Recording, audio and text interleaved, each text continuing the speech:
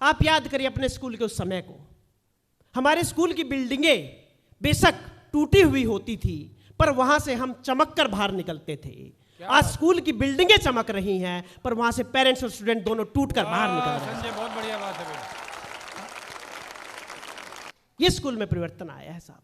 तब एक स्कूल की आपको कविता सुनाना चाहता हूं।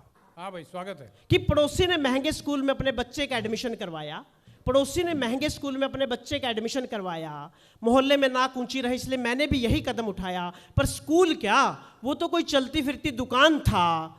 किताबें, बैग, यूनिफॉर्म सब स्कूल से ही खरीदने का फरमान था।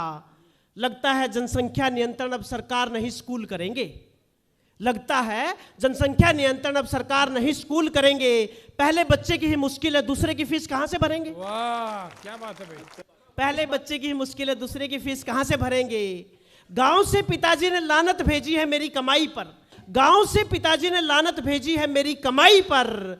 घर कार तक तो ठीक था, बच्चे भी पढ़ा रहा हूं ईएमआई पर। ओहो, क्या दर्द है भाई। घर कार तक तो ठीक था, बच्चे भी पढ़ा रहा हूं ईएमआई पर। और प्रोजेक्ट्स के नाम पर हर सप्ताह एक्टिविटी, असाइनमेंट, कोई ना कोई नया प्रोजेक्ट, और प्रोजेक्ट्स के नाम पर अलग आतंक फैला रखा है। बच्चे तो छोड़ो, माँ बाप को भी काम पर लगा रखा है। खैर, एक दिन भाग्य में सुनहरा दिन आया, प्रिंसिपल साहब ने मुझे स्कूल मिलने बुलाया। बोला हम बच्चों को कुछ अच्छा सिखलाना चाहते हैं, स्कूल में कवि सम्मेलन करवाना चाहते हैं। 4 कवि एक सुंदर कवियत्री पर सहमति बनी, तारीख, जगह, पेमेंट सब पर रजामंदी हुई। और बोला आते ही हम आपका सम्मान बुके से कर देंगे, जाते हुए तय पेमेंट से आपकी जेब भर देंगे। मैंने कहा सुनिए श्रीमान, हमारी 2 शर्तों पर दीजिए विशेष ध्यान। जिस बुके से आप हमारा सम्मान करेंगे वो हमारी बताई दुकान से खरीदना होगा, और माइक हम अपना खुद का लेकर आएंगे, उसका 20,000 अलग से भरना होगा।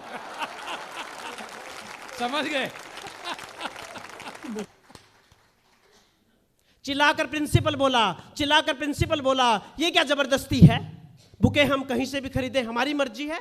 और 5,000 का माइक मांग रहे हो 20,000, 5,000 का माइक और मांग रहे हो 20,000। कवि सम्मेलन है या है कोई व्यापार?